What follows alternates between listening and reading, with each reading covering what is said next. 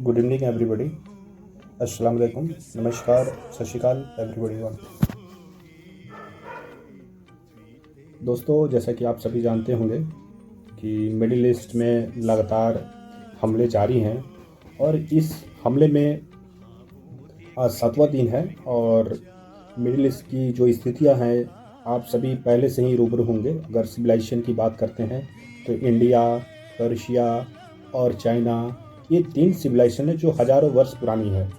लेकिन इन हज़ारों वर्ष में इनकी अपनी विरासत रही है, इनकी एक संस्कृति रही है।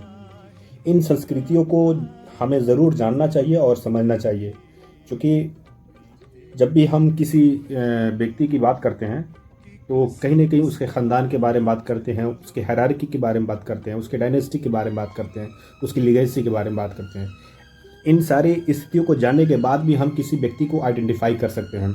इसी तरह से अगर हम मिडिल ईस्ट में अगर हम अभी ईरान की जो यथा स्थिति है, जो वर्तमान में लगातार सुनने को ये मिल रहा है कि वहाँ उन्होंने अमेरिका और इज़राइल जो हमला कर रहे हैं ईरान में, तो इससे कहीं ना कहीं पूरे मिडिल ईस्ट की स्थितियाँ लगातार गड़बड़ होती जा रही है। और इसका प्रभाव जो है, क्योंकि उन्होंने बिल्कुल हारमुश जो कैनाल है उन्होंने बंद कर दिया है, इससे अमेरिका की जो स्थिति है बिल्कुल ऐसा कई मीडिया रिपोर्ट्स बता रहे हैं कि तकरीबन 25 लाख करोड़ प्रतिदिन का उनका घटा है। और इसका प्रभाव सिर्फ यूरोप कंट्री पर ही नहीं, मध्य एशिया पर और पड़ोसी मुल्कों पर भी इसका प्रभाव पड़ा है। क्योंकि उन्होंने पड़ोसी मुल्कों पर भी अमेरिका के जितने बेसेस थे, एयर बेस थे, फिर से पानी के जितने रास्ते थे, अमेरिका के जितने भी एआई सेंटर थे, अमेज़न थे, बिजनेस थे, उन्होंने हमला किया है। और अभी पहले तो शुरुआती में आपने बैलिस्टिक मिसाइल का सुना होगा। अभी उन्होंने किया क्या है कि हाइपरसोनिक मिसाइल के माध्यम से लगातार हमले हो रहे हैं। और हमला ये रिटालिएशन जो है दोनों तरफ से हो रहा है, क्योंकि एस्केलेशन इतना बढ़ गया है और आसपास में और कोई भी ऐसी शक्तियाँ नहीं है, विश्व की शक्तियाँ नहीं है जो इन सारे मसलों को सॉल्यूशन दे। और लगातार डिप्लोमेटिक्स जो भी चल रहे हैं जो बैकडोर से, वो भी बहुत मतलब ऑथेंटिक तो है, लेकिन उसका रेजोल्यूशन नहीं मिल पा रहा है कि आखिर वर्ल्ड की जो स्थिति अभी बनी हुई है। लगातार अभी मैं अभी इंडिया में हूँ और इंडिया में जैसे कि लोग बता रहे हैं कि इंडिया में कोई 28 दिन, कोई 25 दिन, कोई 40 दिन, ऐसे लगातार मतलब डेटा आ रहे हैं कि इतने दिन के तेल बचे हुए हैं। जैसा कि अमेरिका ने अभी आज ही ये अनाउंस किया है कि इंडिया अभी रूस से तेल ले सकता है। उन्होंने मोहलत दिया है कि 30 दिन के लिए, यानी 1 मंथ के लिए। तो आप समझिए कि कितनी बुरी स्थिति है, जबकि इंडिया एक वर्ल्ड में उभरता हुआ सुपर पावर कंट्री में आने वाला है, जो भविष्य का एक सुपर पावर है। और अमेरिका जैसे एक डोमिनेंट जो इम्पीरियलिज्म है, जो साम्राज्यवाद की जो स्थितियाँ है, वो अभी ट्रम्प धमका रहे हैं और इसके पहले भी धमकाते रहे हैं। तो मेरे ख्याल से और अभी देखेंगे जो वर्ल्ड जो मल्टीपोलर वर्ल्ड था, अभी यूनिपोलर वर्ल्ड में स्थितियाँ बदल चुकी है, क्योंकि ट्रम्प की उनकी एक अलग ही मिजाज है। अभी जो यूक्रेन और रशिया की जो स्थिति है लगातार फ्लक्चुएट कर रहे हैं, उनकी स्थिति अभी ठीक नहीं हुआ और वो उसी क्षेत्र में फंसे हुए हैं और उससे उनको निजात भी नहीं मिलने वाला है। हाल फिलहाल में जैसे आपने देखा कि जो ईरान और इजराइल के बीच में जो युद्ध हुआ था जुलाई में लास्ट ईयर में, तो उसमें अमेरिका ने ही सीज़ फायर करवाया था। इंडिया और पाकिस्तान के बीच में जो युद्ध चला था 2-3 दिनों का, जिसमें सीज़ फायर ट्रम्प लगातार ये क्रेडिट ले रहे थे कि हमने ही सीज़ फायर करवाया, इसमें सबसे मेरा अहम रोल रहा। इसके अलावा चाइना जो है वो लगातार अपने पड़ोसी मुल्क पर, ताइवान पर हमला करने की कोशिश कर रहा था, जिसके जो इंटरनेशनल लॉ है लगातार उसका कहीं ना कहीं एक तरह से डोमिनेंट में कहीं ना कहीं देखा जाता है। साम्राज्यवाद की जो पूरी स्थिति है वो लगातार बदल रही है। और अभी देखेंगे कि अभी हाल फिलहाल में जो इस युद्ध के दौरान कि जो स्पेन ने मना कर दिया कि हमारा आप एयर बेस आप यूज़ नहीं करेंगे, तो ट्रम्प ने कहा कि मैं आपको 200 टैरिफ लगा दूंगा। तो 200 टैरिफ लगा दूंगा, तो इससे जो यूरोपियन यूनियन कंट्रीज़ है उन्होंने स्पेन का समर्थन किया और ये उन्होंने क्या कि ये वक्त नहीं है, क्योंकि उनका यूरोपियन यूनियन का कहना था कि ये वक्त नहीं था कि हम कहीं ना कहीं इंटरनेशनल लॉ का वायलेशन कर रहे हैं। किसी भी देश के सर्वोच्च नेता को ये सीधे से हमला करना, उसकी हत्या करना, कहीं ना कहीं इंटरनेशनल लॉ का ये वायलेशन है। इसके अलावा तमाम ऐसे वर्ल्ड की तरफ से व्यूज़ भी आ रहे हैं कि ये सारी स्थितियाँ यथा स्थितियाँ हाँ आपसी तनाव और युगों के माध्यम से अगर अगर चूंकि हम वर्ल्ड का सुपर पावर कंट्री में अभी अमेरिका है, चूंकि उसकी अर्थव्यवस्था, उसके इकोनॉमी, उसके तमाम जो फाइनेंस है पूरे वर्ल्ड में उसका लगे हुए हैं, उसके बिजनेस लगे हुए हैं। और कहीं ना कहीं जो अमेरिका के बिना दुनिया जो बिजनेस हैं, क्योंकि उसके डॉलर ही सबसे बड़ा उसकी मजबूती है और सारे जो बिजनेस है डॉलर में ही होते, तो कहीं ना कहीं उसका वर्चस्व है। इस चीज़ को हमें डिनाई नहीं करना चाहिए, इस चीज़ को कहीं ना कहीं हमें कंसेंट और एक्सेप्ट करना चाहिए। तो ऐसी स्थितियों से अगर देखते हैं तो कहीं ना कहीं मुझे लग रहा है कि हमें अभी फ़िलहाल में जिस तरह से यथा स्थितियाँ बन रही है, लगातार अभी सुनने में आ रहा है कि 1000 से ज़्यादा लोग मारे गए हैं ईरान में। और जैसा कि आपने सुना होगा कि चूँकि ईरान के जो प्रॉक्सीज हैं, जो हमास है, हुती है और हिजबुल्ला है, उन्होंने भी वार के लिए डिक्लेरेशन कर दिया कि मैं अभी ईरान के साथ मैं युद्ध करूंगा। तो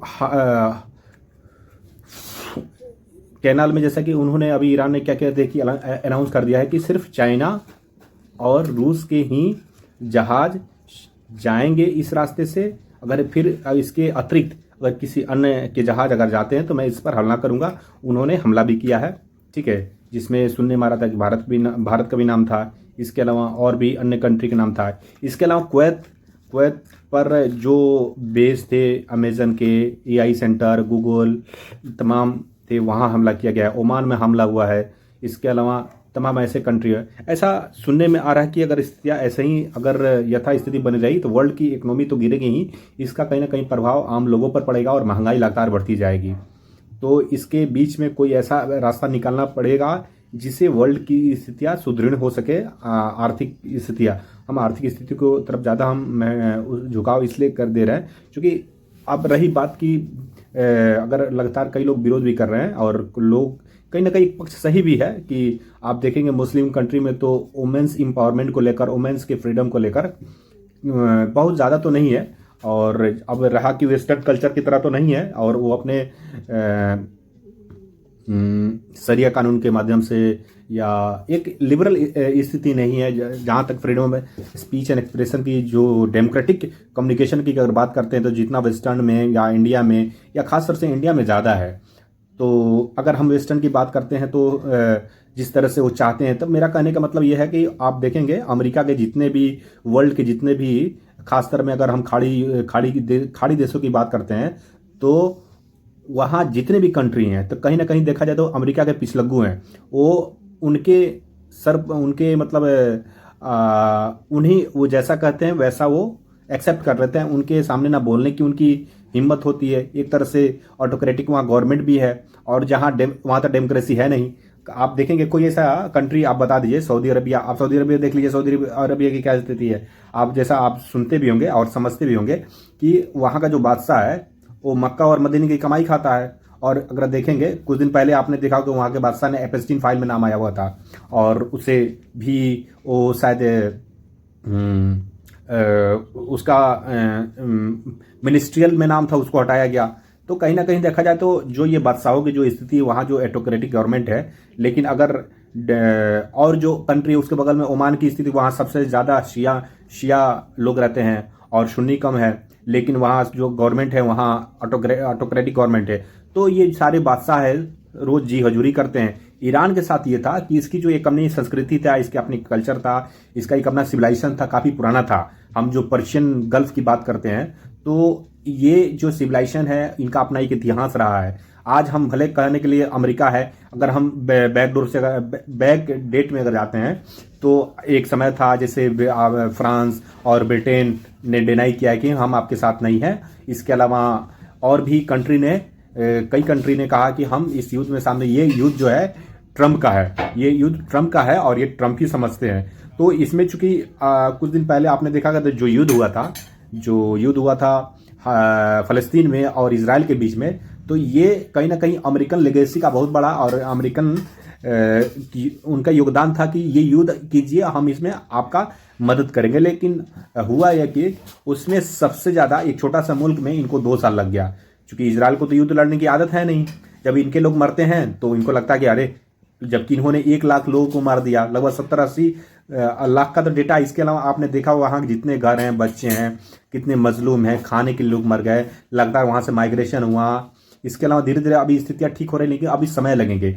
इसके अलावा जो हमास है, हमास जो टनल में है, तो उनके साथ अभी तक समझौता नहीं हो पाया है। और जो ईरान के प्रॉक्सीज माने जाते हैं, और जो हूती है वो जो यमन में है, और इसके अलावा जो लेबनान में है, तो ये इनके प्रॉक्सीज माने जाते हैं। तो इन्होंने जो डिक्लेरेशन किया है कि हम अभी ईरान के साथ हैं, और इन्होंने फारस खाड़ी में जो हॉर्मुज जो कैनाल है, जो नहर है, उनको बंद किया है, जिससे पूरे वर्ल्ड के तेल, जो पेट्रोल, डीजल और गैस ईंधन पर इसका प्रभाव पड़ा है। सिर्फ वही नहीं, अमेरिका के जितने बेस है इन्होंने हमला किया है अपने हाइपरसोनिक मिसाइल से, ड्रोन से, और एयर बेस भी लगातार कई देशों के ये एयर बेस उन्होंने जो जहाँ से फ्लाइट्स वगैरह होते हैं वहाँ बंद करना पड़ा।